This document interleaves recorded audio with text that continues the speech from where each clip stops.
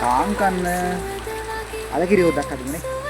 මම මෙතන අරන් තියෙනවා පොඩි අල වලින් අල කිලෝ එකක්. ඒ හැම අලයක්ම දෙකට කපලා අරන් තියෙන්නේ පොත්ත පිටින් හොඳට හොදලා වතුර දාලා මම දැන් තඹ ගන්න යන්නේ. ඒකට මම ලුණු ටිකක් එකතු කරගන්නවා, කහ පොඩ්ඩක් එකතු කරගන්නවා. ඊට පස්සේ හොඳට තඹ ගන්නවා. ඒ කියන්නේ කරියට ඕන ප්‍රමාණයට තඹ ගන්නවා. ඊට පස්සේ මම භාජනයක් වෙනම ලිපේ තියලා ඒකට මම දා ගන්නවා දියකිරි. ඒකට මම එකතු කරගන්නවා සුදු ලුණු, අමු මිරිස්, තක්කාලි, කුරුණු පොත්තක්, කරපිංචා, බීලුණු.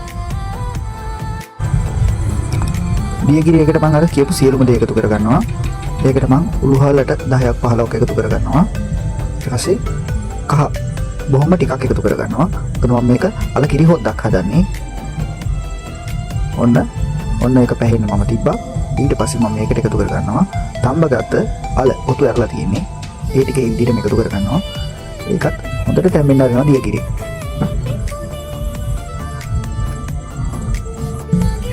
කරිය දිපේ තියලා තියෙන තැම්බෙන්න මම ඒකට තව ලුණු පොඩ්ඩක් එකතු කරගන්නවා. නැත්නම් ලුණු මදි වෙනවා. ඔන්න මම මිටි කිරි එකතු කරගන්නවා. හොඳට පැහිලා තියෙන්නේ. අල ටිකත් හොඳට ඉදිලා තියෙන්නේ දැන්. මම ඒකට අවසානයේ එකතු කරගන්නවා ගම්මිරිස් කුඩු පොඩ්ඩක්. ගම්මිරිස් කුඩු තීහෙනි කාලක් වගේ ප්‍රමාණයක් එකතු කරගන්නවා. මොකද මේ ඒක තමයි මගේ ෆේවරිට් එක. ඔයාලට ඕන නම් මේකට සූදු ලුණක් දාන්න පුළුවන්. ඔන්න අල කරිය ලෑස්ති. ඊට පස්සේ තියෙන්නේ ඉතින් මේ කන්න තමයි.